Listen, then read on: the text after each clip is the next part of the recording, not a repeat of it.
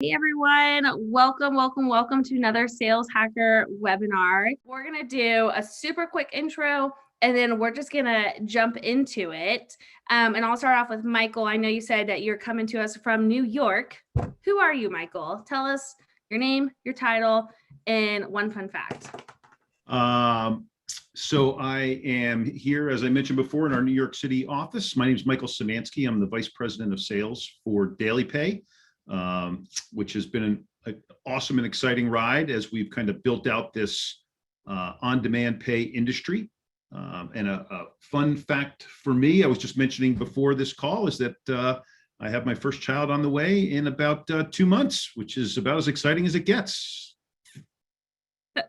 That is very, very good. Fun fact. Sam, tell us, we all know who you are, but where you work, what you do, and one fun fact. All right. So my name is Sam Nelson. I am an SDR leader at Outreach, and I wear a few different hats. And I'm kind of excited to talk about kind of more my evangelism hat. I actually don't talk about that all that much. But my perspective is going to be kind of evangelism. My experience is kind of from at scale. Kind of how that happens and how it works and how it doesn't. So really excited to talk about this particular topic. It'll be fun. I'm excited too. Now, I think many of us are curious, all the hats, are any of them other colors or I know it's hard to keep people. I am stuck with blue hair for the rest of my life, whether I like it or not. It's all in there. And that's more recognizable than my name, I think, at this point. I love that. And Kate, tell us about what you do as well and one fun fact. Sure. Kate Cheesman. I'm the head of customer success here at DailyPay. I lead a group of customer success managers along with the implementation side of the house. And a fun fact, I'm going to go with the kid route as well. I have 3 children. Wow. All the kids are happening. I love it. I think it's great, you guys. Okay, so let's get started. So, just a reminder for everyone that's joining us, whether you had this on your calendar and you're like, I know I have this, I'm not sure why I'm here. We're talking everything about how to be an evangelist of your product, right? So as sellers, it's so easy for us just to understand what our product does, sometimes get that emotional tie to it. And that's what really gets us passionate about how we sell and the stories that we tell to our customers. But how do we take that a step further and really become this evangelist? And to really understand what that looks like, I think we have to start off at the beginning of what does it even mean to be an evangelist? Like we hear this, we see it on LinkedIn, that's great. But how do we define this? And I'm going to have all of our panelists define this so we can kind of set that baseline before we dig into how do we actually do this and have that tactical and practical steps for it. So, Kate, I'll let you kick us off here. Tell us, what do you think it even means to be an evangelist? To be an evangelist, I think that you really have to believe in the product that you're either buying or you're selling. You have to believe in the core result that it's going to provide to your business or to your prospect, and really owning that. I think, sales comes very easily, or supporting a product comes very easily if you truly believe in it. And that's core to being an evangelist. I love that. And I think that's something all sellers can really relate to. There's a lot of conversation about, in order to be a successful salesperson, you have to either understand the technical side or the emotional side. What problem does your product solve? And what does that actually mean for people's lives? And really just getting passionate about that. So I think those are totally spot on. Michael, what about yourself? What do you think it means to be an evangelist? Yeah, I think you folks teed it up really well. I mean, to me, it's about having an emotional connection to what you're bringing to market. And if you are finding yourself feature dumping, talking just about the features and benefits of your service, then you really are not bringing that emotional connection to the people that you're talking to. Beyond that, it's really connecting with how is this going to change the lives of the people that you're bringing it to, and how passionate do you get about that? I mean, do you find yourself moving to the edge of the seat when you're talking about it with a prospect? Do you really emotionally get charged when they bring up something that you can genuinely help them with, and you're excited to sort of transfer that energy to them to be able to help take them to another level?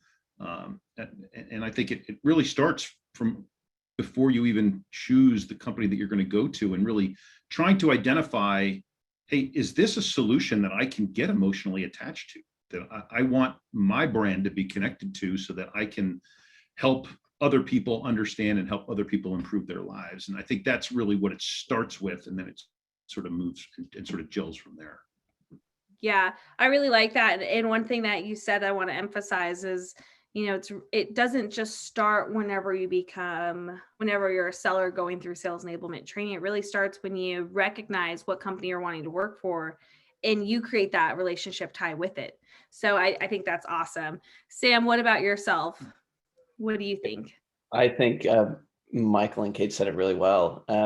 For me, it's the same thing. It's like kind of a contagious enthusiasm for your product. And it's like, at this point, like, yeah, I have a huge reach and a lot of people come to my things, but it certainly wasn't always like that. At one point, it was just like kind of one-on-one interactions with people. But what made me successful in one-on-one interactions is the same thing that makes me successful at scale. Is it's like, are you genuinely excited about this? Like, if you watch my things, it's like, okay, this guy is either like genuinely really excited about outreach, or he's like a world-class actor.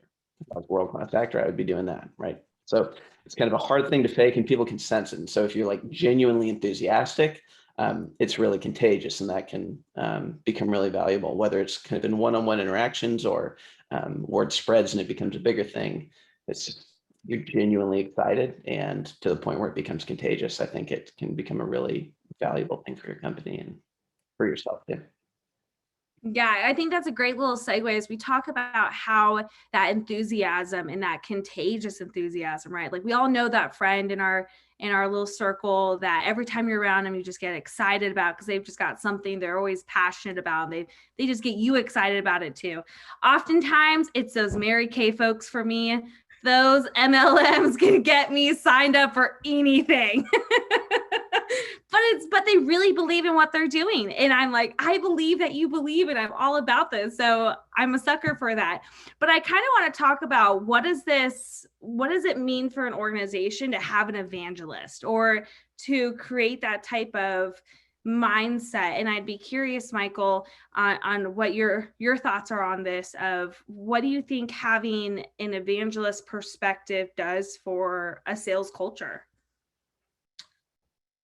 Well, I think first, as sales leaders and as a company, we have to hopefully have a vision for what we're bringing to market, and be able to transfer that down to our people, so that they can also feel that energy, so that they can take that to market. And it's a constant thing, right? I mean, I think I've been in sales for many years, and I'm sure many of the people on this call have been as well. And at any given moment, our energy sort of waxes and wanes with, some days you're thrilled and excited to go out and attack the market. Some days maybe something happened at home and maybe, or somewhere else in your life, and you don't have that kind of energy. But, I think that if you genuinely are going to be an evangelist of your product or service, you almost begin to draw energy from the product and service, because you are so passionate about what you do, and you really are so thrilled and excited to be able to have those conversations. And as you start to have those conversations, it becomes sort of a flywheel effect of passion that kind of starts to come out of you, and that's where the prospects start to feel that. But I think it starts with the company, and that you've got to have a purpose, and you've got to have a meaning for what you're trying to drive to market. And then as leaders, we've got to be able to help impart that to our people, so that they can feel that way, and then they can take that to market. Yeah, absolutely. Kate, as we look at the type of culture an evangelist can create, I would love to hear from you if you've ever had an opportunity to work with someone that really could fall under that evangelist persona, and like what your perspective of their excitement and enthusiasm did for the company's culture. Yeah, absolutely. Luckily, DailyPay is something I think a lot of people feel passionately about. So, we change, and I think we get the visibility into the impact that we have into our users' lives, and really carrying that and showing it to our partner base and understanding, how our users interact with our service and how it has really made an impact into their lives. And then drawing that and being a culture carrier throughout DailyPay and really evangelizing the product and understanding, the impact and how we can continue to drive that impact across the organization and help out the sales teams and really interact with all of the different departments here at DailyPay to see how we can continue to bring new partners on and get more access to the market in that way. Absolutely. And one thing I'm really curious about is, as we talk about evangelists and being an evangelist, it's really focused on this hyper excitement, hyper enthusiasm, hyper passionate. How does this differ from a traditional sales perspective? Right. Because so many times as sellers, it's like, well, I love what I do. I'm good at this. It makes great money, whatever. But what does that look, how does that differ? And I'd be curious, Sam, from your perspective, what do you think is the biggest difference between our traditional sales model and going with the hyper enthused evangelist model? It's interesting. I mean, I don't know if it's necessarily directly opposed. Yes, my gut reaction is that being an evangelist has been part of traditional sales for top performers for quite a while. I mean, at least kind of from my perspective, I would never be able to do kind of my current evangelism if I wasn't genuinely excited about outreach. That would be really hard and like really painful. So I don't know. I would guess that that may be a trait that's been common for a long time among the best salespeople. Be curious to hear what Michael thinks about that or what he's seen at DailyPay. Obviously, DailyPay seems to think it's important. Evangelism. Yeah, I would agree. I think top sellers, again, there's emotion that comes out of those people, and it really, the top sellers will move people. I mean, that ultimately as sellers, that's what we're doing. We're trying to move people to make a decision, to do something differently. If you are in a sale that really embraces a challenger mindset, where you have to go to people and get them to actually rethink about their position, rethink about how they currently prosecute their business, then you have to have this, because simply feature dumping and just talking about what you do will not make people move. You can't dump enough statistics on people unless they were so ready to buy before they got to you. You can't emotionally move people to make a decision. And if you sell in the enterprise space like my folks do, you can't empower those people to then take your message inside their organization and start to also evangelize what you do, unless you can transfer that energy to them. And when you're able to do that, that's when you start to sort of create a wave of emotion inside that company that ultimately drives your sales process to completion. Yeah, Michael, I completely agree with you. And I think that's something, if we reflect on people in our sales orgs, the ones that are just so excited, I think one of the top words or phrases that both of you have said is top performing, right? Our most enthused, our most evangelist-like reps are our top performers, because they believe 100% without this product, this person cannot do X, Y, Z. And they have that true understanding and excitement and that passion. And one thing you said really resonated with me. I sold network infrastructure before becoming a sales hacker, and it was enterprise deals, talking with IT directors all the time. And as much as I would try and give all this data, if I couldn't get them to see like, hey, if your students don't have this, what is this going to do for their lives? And like, are you okay with that? Are you okay with that on your conscience? Was it a stretch? Yes, but it was what I firmly believed. And having that that power and gusto behind that really got them to be like, oh, maybe I should relook at this. So I think that's a really great point that you made. One thing that I'd be curious about as we kind of look at how traditional sales has evolved into this emphasis on evangelism for our top performers. What does that look like in a day-to-day aspect? You know, if we're looking at our top performers who really, really believe in what we're doing, what are some of those best practices, I guess? And Sam, I'll toss this back to you because I know you do a lot of this in your day-to-day. So, well, I would say, I think we all can kind of know that enthusiasm for the product is really important, but how do you develop enthusiasm for a product is like, it's an important thing. I would say, one really good way to develop enthusiasm for a product is listening to other reps that are excited about it, especially kind of on the discovery call side, because their job is to, get the process. I mean, they're learning about the prospect, but they're also getting them excited enough for the demo. And so one way for me to kind of develop my own enthusiasm is really understanding why people were excited, finding the most excited reps, listening to their calls and figuring out what made them that way. That one tactical way to kind of develop your enthusiasm if you feel like that could be improved. love that. Kate, what do you think?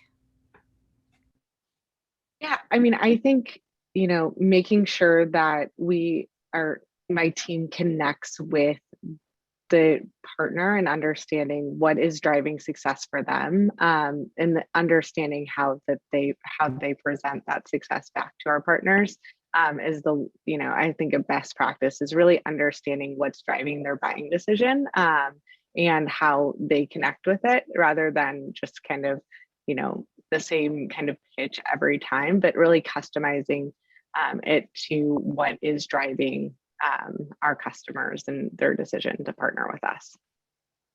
I love that. And it really goes back to creating that culture of asking questions and wanting to dive deeper and really understanding the root of what our customers and our partners are really needing and how we can really solve those problems for them. Michael, I'm curious, as you're looking at sales orgs and you're looking, I'm sure you can kind of tell who are the ones that are going to be the top performers, who's going to be the evangelist, who's going to be barely scraping by half the time. What are some daily activities that you see your top performers who kind of evolve into this evangelist role doing day to day? It's a great question. I think, when you initially hear this term, I think what a lot of people, their mind would go to, it's your persona on the sales call, right? I'm an evangelist on the sales call, but that is just the sort of the customer facing manifestation of it all. The reality is that it really embodies who you are as a seller. If you really truly feel like you are an evangelist of your service, it starts with your homework and your research. How passionately are you going to dive behind the scenes to truly understand the prospect that you're talking to, not just the prospect, but the person that you're talking to, so that you can try to help solve for the issues that individual and that company has, and to take a very personalized bent on what they're trying to accomplish. And so I think what people don't see from the most successful sellers is all the hard work that goes in behind the scenes. I think a lot of people think they go in, they wow them in some way, shape, or form. They have some secret sauce close, and then poof, a sale happens.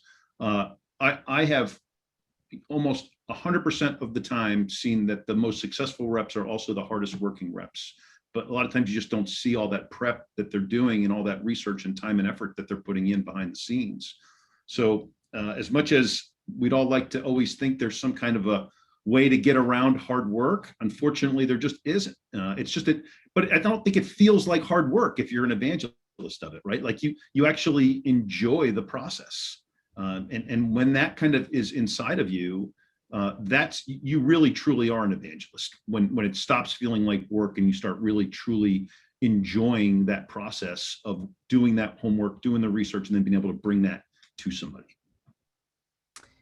And I'm kind of curious too, to kind of dovetail on what you're saying, for our sellers out here who are on this call right now, and they're reflecting on what they do, and they say, I don't know, am I an evangelist? I'm not a LinkedIn influencer, but am I an evangelist for my product? What does this look like?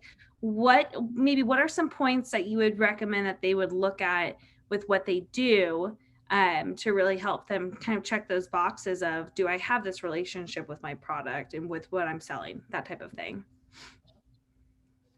Yeah, I mean, I think you and I've talked in the past about, even your social media presence and the things that you're doing with regard to that, and trying to build a brand for yourself that aligns with what you're evangelizing, right? And so that doesn't mean that every time I post something, it's about a new feature or service or client that we sold or something to that effect, but it's bringing value to all of the people that are in your universe or that follow you on social media, that helps bring value to them in some other way that is in some way related to what you do, but it's not all about you. And that's a really critical piece. And that way, when you do talk about your product or service, people want to listen.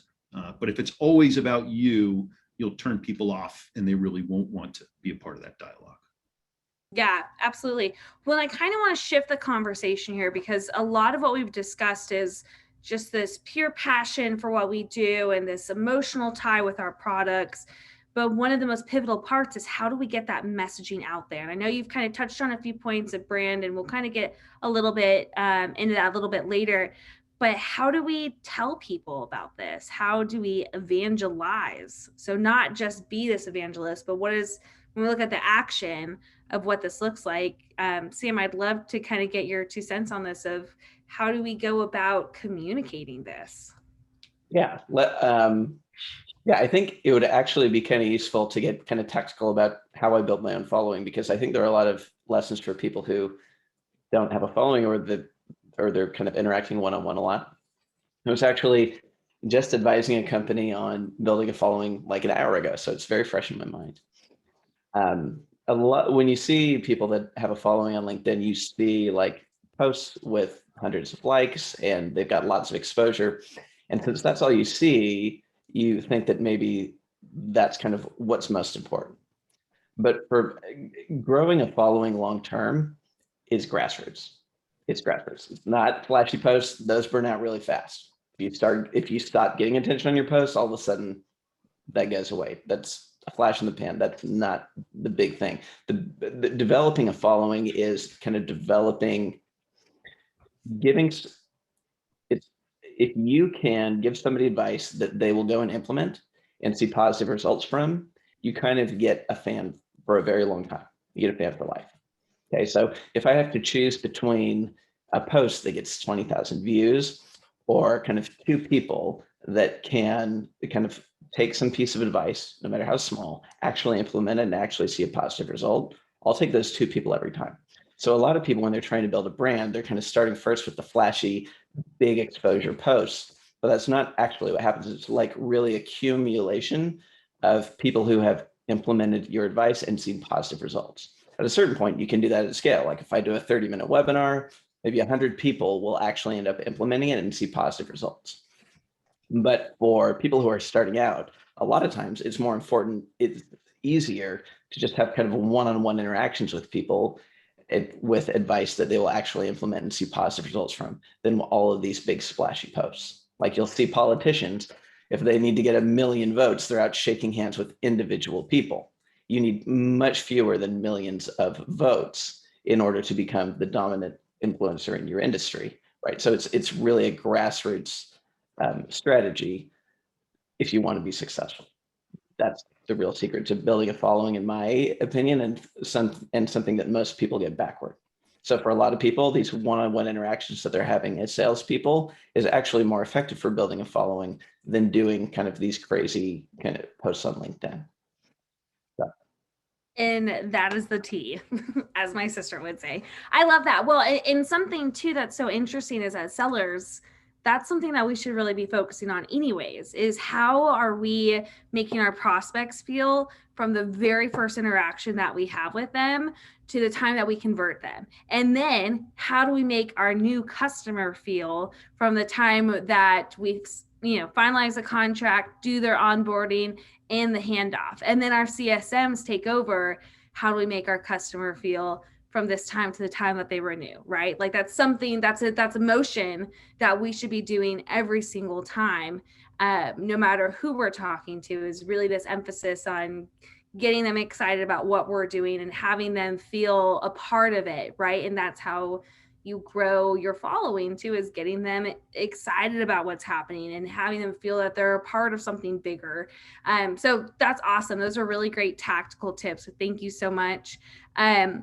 Another thing too is, and I'm curious, Michael, whenever we look at storytelling and what we're sharing, you had kind of touched on this a little bit earlier, but how do reps figure out where they fit inside of their company's story?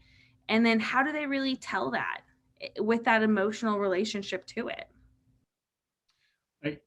It's an interesting question. I think that to really move to a point where you feel like you're an evangelist of your service, I think I mentioned from your very first question, is that you have to personally connect with it. You have to emotionally connect with it. I used to say to people all the time, you have to emotionally purchase what you're trying to sell before you can sell it.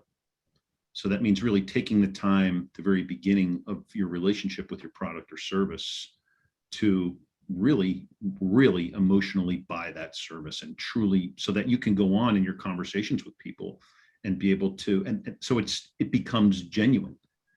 If that's the case, you most likely will be able to connect with a story from your life or stories from your life that connect to why you have emotionally connected to this service. Over time, you will also hopefully be able to change the lives of people through bringing the service to them. And then, being able to tell those stories. I watch my sellers, when they're telling these stories, really light up about the impacts that we've had on the companies that we work with. I had somebody put in, our Slack channel today that they did a QBR with the CEO of one of the major food chains in the country today. And the person, after we went through all the results, the person said, "You made my day." And, that person got online and chatted that out inside the company in our enterprise sales channel. And that will continue to make him an evangelist moving forward, but also be able to tell that story about that. So I think those are the kinds of things that help accomplish that. I love that. And Kate, I'd love to get your perspective from the customer success side of how does that relay, post-sale? Yeah, sure. Definitely from a post-sales perspective, one of our goals here is to make our partners or customers evangelists of DailyPay.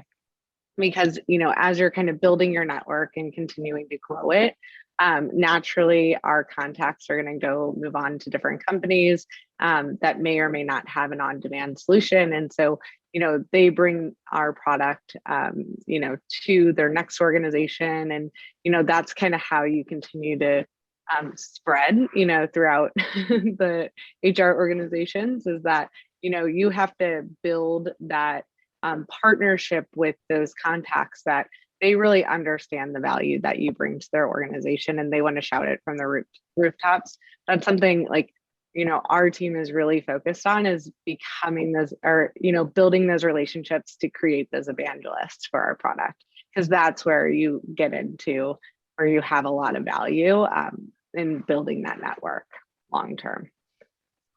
I love that. It's amazing to have that emphasis, and I think it's so incredibly important.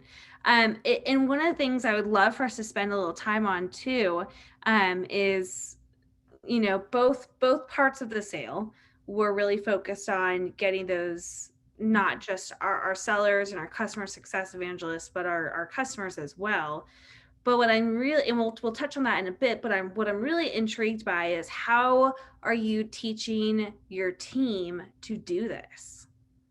because it's really easy just to give your team great marketing collateral where it just automatically posts on their social media accounts, and like that's great. But how are you actually enabling your team? And I'm actually going to go through all three of you because I know you all have different strategies and ideas. So Kate, I'll start with you on this one. Sure. I think that goes back to the culture, right? You have to learn to love your product, and everyone on your team has to be evangelists, and that kind of naturally grows.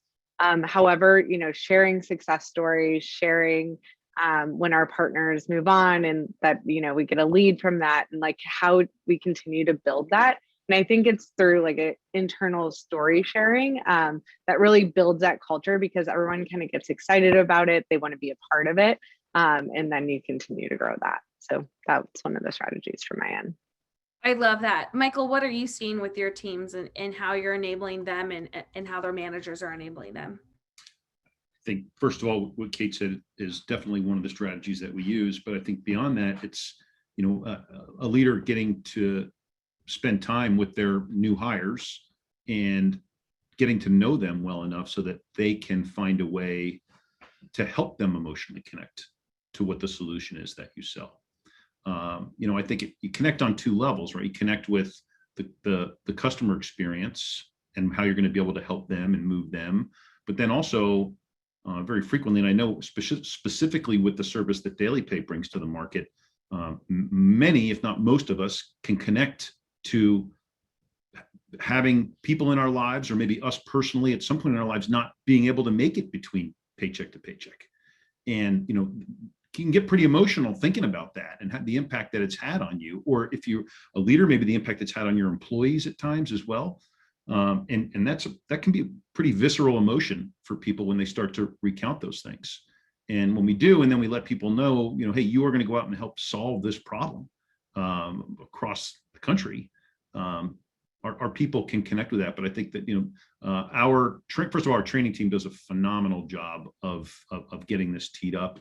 I think our directors do a nice job of getting this also brought out in the interview process, so that when we're talking to people on the front end, they can start to be thinking about that, hey, what I'm going to go do with DailyPay is more than a job, it's a movement. We really want to go out and change the world.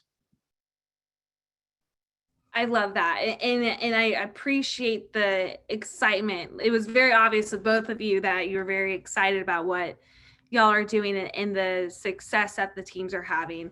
Sam, what about yourself? What does that look like? Well, I guess I'll talk about the social media side, and just because I think Outreach is a little bit unique in how they approach it. And Outreach's approach to kind of evangelizing on social media, which you mentioned, is very hands-off.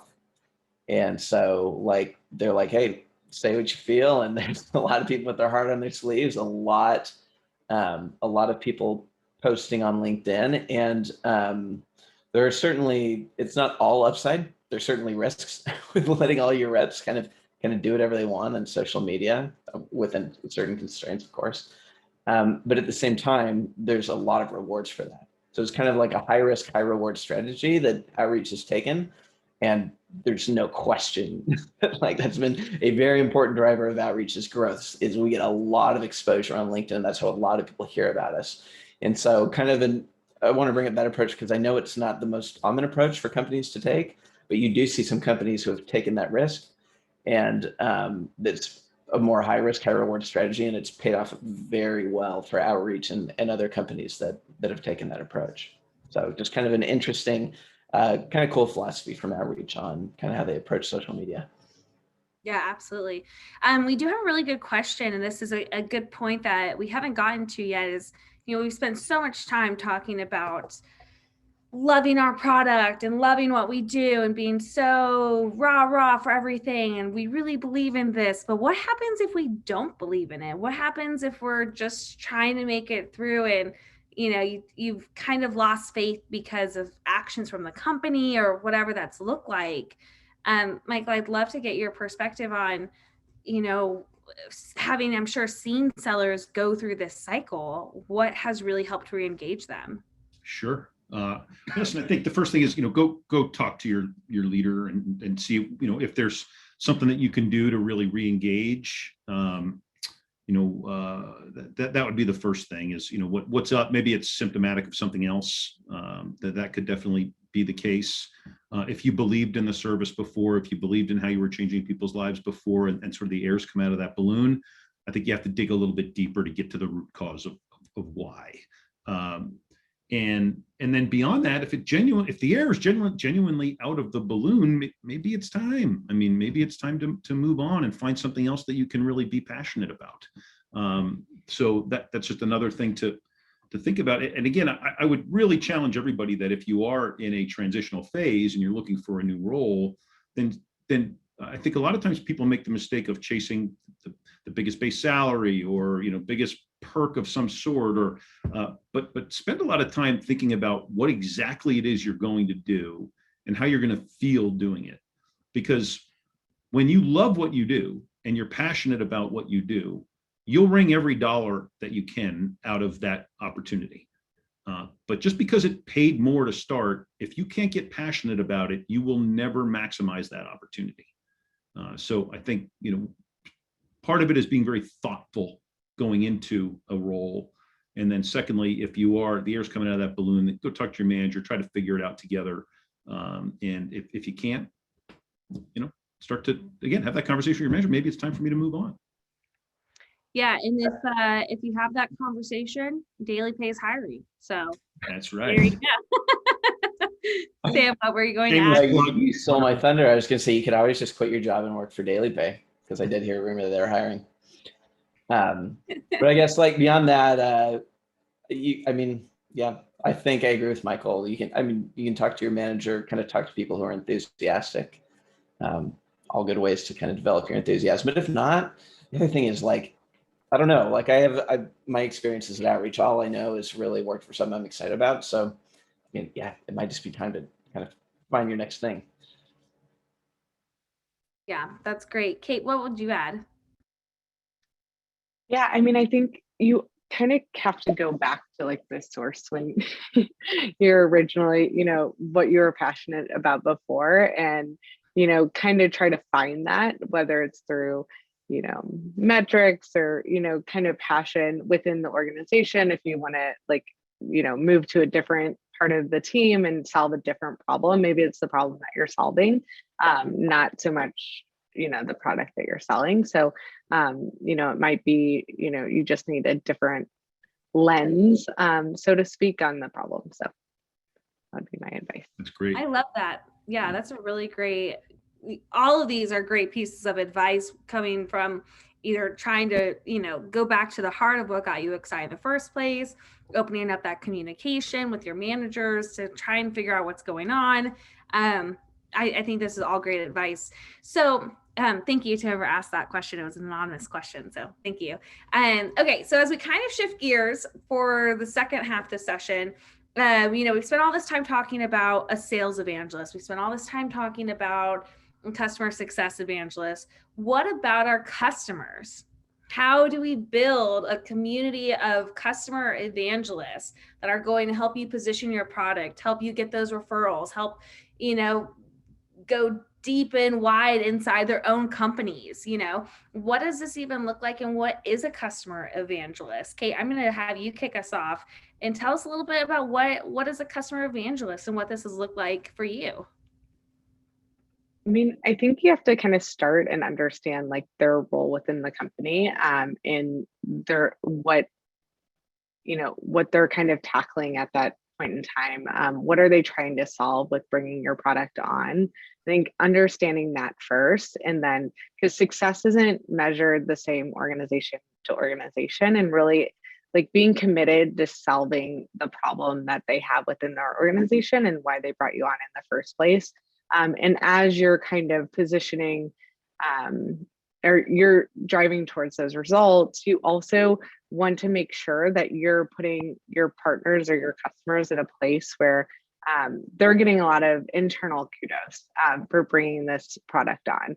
DailyPay is something that is kind of an early adopter type of thing, and a trust product because it's B2B and B2C. So this is particularly important in our line of business, is because you have to build that trust with your partners or your customers. And commitment to meeting those results and kind of driving that value within, or helping them drive the value within their organization as a thought leader. Yeah, that's great. What do you think is the biggest difference between a customer evangelist and like an internal evangelist that either works on the sales team or someone in marketing? And Kate, I'll toss this back to you because I know that this is more your bread and butter. But yeah, what do you think is the biggest difference and how can you leverage both? Yeah, I mean, I think it's hard to get a customer evangelist without being an evangelist yourself. You have to believe in the product that you're pushing out to them, because you're bringing the energy over. I think if you don't believe in it, it's going to be really hard to sell that and turn a customer into an evangelist. And I think that's the biggest difference, is like it has to start with you before you can get to the next place. Because you might be looking around at like your coworkers, you're like, oh, they have all of these great customers, they have all of these, they're really committed to the product, and you have to kind of look at yourself and say, like, am I an evangelist of my product? Is that the result that I'm getting through our customers? So I think it's also like internal reflection to see like what other people are doing well and kind of apply that to your own business to see if you're continuing to move the needle. Yeah, those are really great points. Michael, I would love to learn, what does your sales team do with customer evangelists? How do you leverage them to get more business? Sure. I just want to, if I piggyback on what Kate said briefly, I think the first thing that really helps contribute to that is that you need to, as salespeople, we need to set realistic expectations on the front end, right? So that we can set our operations service teams up for success so that they can hit the expectations that our partners have when we've moved out of the sales process and into the relationship with the partner. So that's a huge part of it. And then you've got to have passionate service givers, right? And I'm so fortunate to have Kate as my partner. Her and the team that they've built on that side are just so passionate about it. Even to just say just delivering our service would be such an understatement, of finding ways to overwhelm people with the level of service that they can provide, everything from the initial implementation all the way through. And as a result, it's this sort of virtuous cycle that is created in that we as sellers now have all of these customers that are so willing to be references and referrals for us, that, and at every different level. Again, I go back to the story I was telling before about the person that posted about the QBR with the CEO. That person, we popped on and said, hey, could these people be a referral? He said, the CEO can be a referral, the CFO can be a referral, the payroll person can be a referral. He started going through all these different people within the organization that would be happy to do it, because he set expectations excellently on the front end, as did our implementation team. And then our PST team just delivers time and time again on what we were able to promise on the front end. And as salespeople, knowing that you can promise certain things on the front end makes you more passionate, because you know that your operations team is going to be able to deliver on what you promise. So it kind of, like I said, kind of creates this virtuous cycle of success. So to that extent, from a sales standpoint, if you don't have a great relationship with your service team, that's something I would try to tackle very, very quickly, so that y'all can make sure that you're setting the right expectations, you're setting your service team up to win. And then I think you'll start to see a big circle that starts to happen and create a really positive effect for you, the seller, and the organization. I'm curious, Michael, have you seen, I would love to hear of an example of when your sales team was able to leverage a customer evangelist to either use as a referral or close a deal that might have needed a little extra help, what that might have looked like. I mean, I'm really blessed here. I can talk to you for hours with different examples that we have. Our service has become, our company and service has really developed a bit of a cult following, in that the people that utilize our service really want to tell others about it. So we're a company that really doesn't have any issue with getting people to hop on a phone and give referrals. So our PST team does an amazing job of really cultivating that. The other thing we have to do is we have to make sure that we know what the KPIs are that the company wants to achieve through the service. So it's really important early on in the relationship is we establish what exactly they want to get out of it and how can we drive that for them. And then we go back to them regularly and show them the progress towards that success. So we're not hoping that they see what we're accomplishing. We're going back to them and helping them see, hey, look at the success that we're having with the metrics that you wanted us to achieve. And then bringing up if there's an area that's not working well, how can we partner together to dive in there and figure that out together? So that's a big way. So and then beyond that, I mean, we have customers that get on planes and fly to conferences for us to do in-person demos and talk about what we do. I think it's the biggest testament I have to what we do, and the fortunate situation that I have is that I have Kate and her team just building those relationships time and time again, and then our sellers doing their best to set them up by not over-promising, but setting realistic expectations about what we'll be able to accomplish and in what timeframes. I absolutely love that. Sam, I'd love to kind of get an idea of what are some of like the top attributes you look for whenever you're looking for a customer evangelist. What are like the top traits of your go-to people? Yeah, so where I would use a customer evangelist is in kind of producing content. Like when I do live streams, it's good to have, customer evangelists or people that are kind of in the trenches. And what I look for, for me, it's much more about finding people who are already evangelists, remembering who they are for when they could be really valuable in some kind of piece of content, rather than kind of building them myself. Not that I think that's really valuable. My experience has been mostly kind of figuring out who they are. And hey, if this is someone who's in the trenches and can give practical tips that would be useful to others, then those are the type of people that have been most popular in content that I've produced with other evangelists. Yeah, that's great points.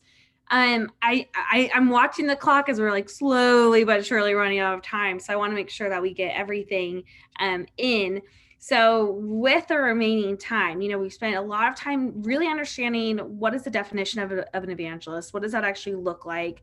Who in your organization are probably already evangelists that, as a sales leader, you may not have recognized, but you may, now that you've been here and you've listened and you've learned, you may now want to start tapping on their shoulders for more help.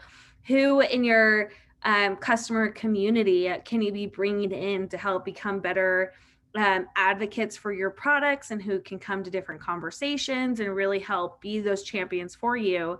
And what all this has looked like from the traditional way of selling, and how we've kind of renamed what top performers are as more so evangelists, to even talking about how we build our brand and how we can evangelize even better. So as we kind of look at wrapping all this up in summation, I would love for all of us to spend maybe like a minute or two and just tell me, and for everyone else that's here, if this is a one thing that you hear, you got to hear this. I'd love for all of our speakers to share just one fun fact, golden nugget, something that would really summarize our conversation today. And that's that one thing that you should really take home. So, Kate, I will let you go first.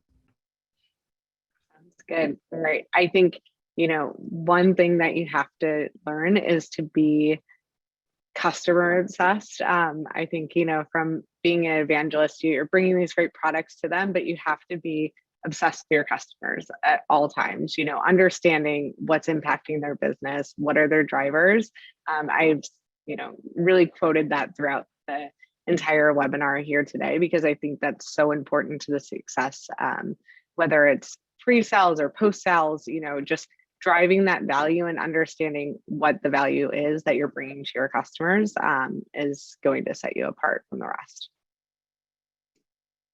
Absolutely. I love that. The customer obsession. And you're right. That's exactly what you have said, for the past 54 minutes, is making sure that you are so enthralled with everything that your customers are dealing with, and really sharing that passion with them. I absolutely love that. Michael, what would be your one takeaway? I mean, for me, it's gauging your emotional connection to what you do. If you're not really emotionally connected to what you do, you're going to have a very hard time becoming an evangelist.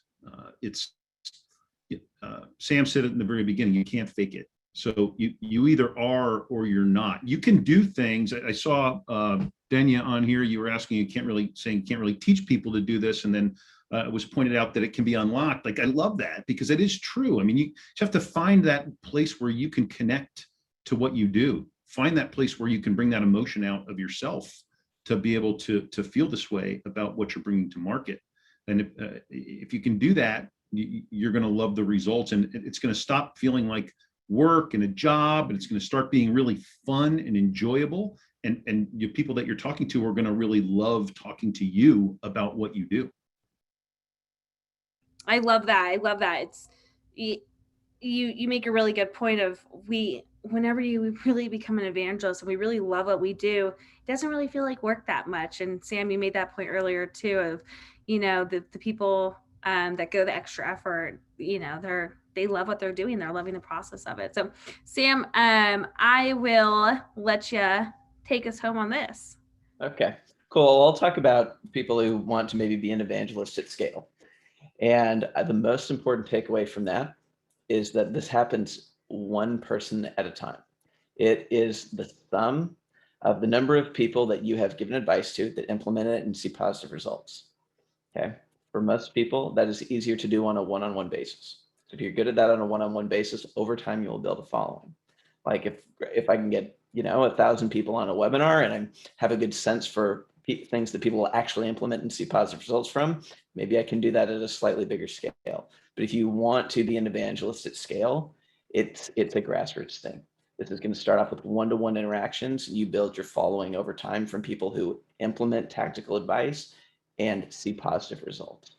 So it's not necessarily required that you get huge viral posts on social media. In fact, that might be good for you because it will force you into what actually builds followings, which is